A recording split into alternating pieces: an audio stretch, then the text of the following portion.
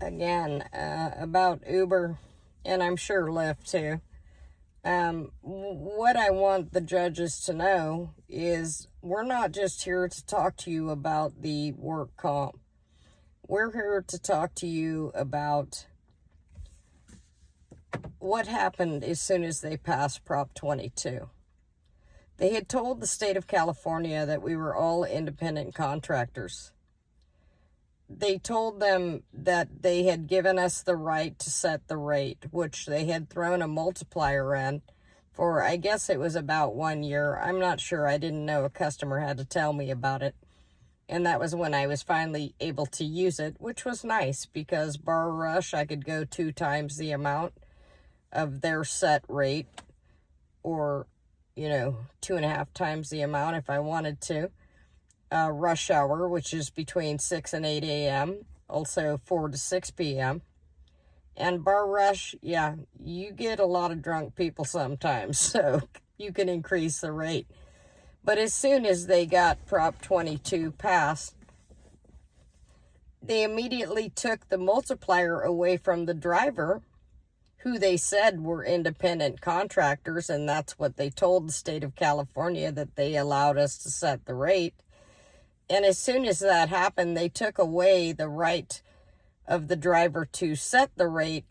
They used the excuse that they were having too many cancellations, which makes no sense, because if drivers were out there with a lower rate, they would get the ride. And I'm sure some drivers did place it up high, but the people setting their amounts at a lower rate were getting many more rides.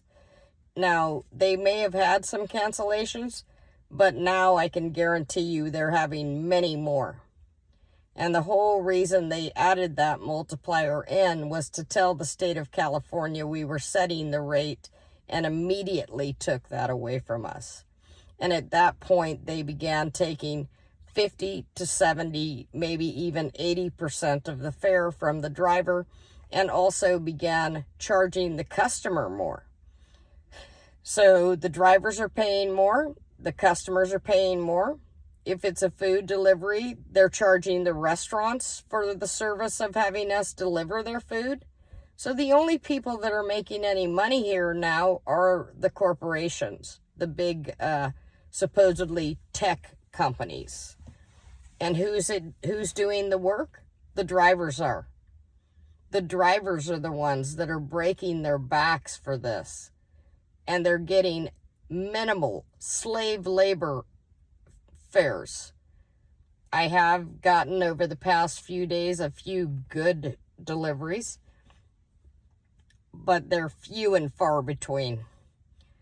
I mean, we went from making $200 to $400 a day to possibly making $53 a day, $75 a day. People can't live on this. People are not here to make $5 and $7 an hour. This is well below the minimum wage. And you could make more working at McDonald's. You'd probably do really good working as a server. The drivers are dropping like flies. I heard 40% of the drivers have quit. The veteran drivers, which are professional drivers, they know what's up. They've been on these streets. They know the way to stay safe, stay out of car accidents. Now, all of a sudden, there's a lot of amateur drivers out there. You can guarantee there's going to be more pileups. And how trustworthy are they? For the customers, do me a favor.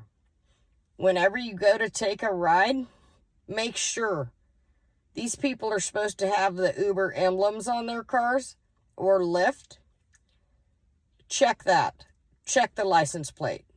And take a look at the driver. And make sure who you're getting in the car with is the person that you're supposed to be getting in the car with.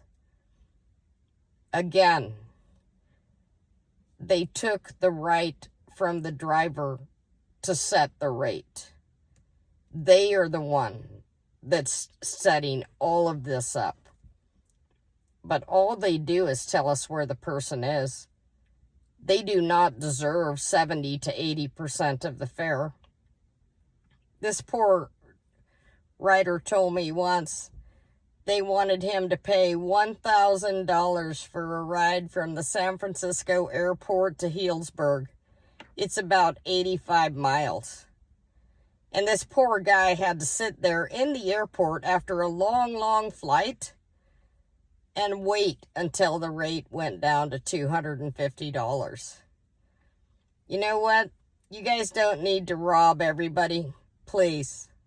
Allow us to keep the customers and allow us to get paid correctly. Okay. Can't wait to see you. We got about 3 months to go. Bye. Have a good night. I gotta go take care of my beautiful daughter now. Okay. See you.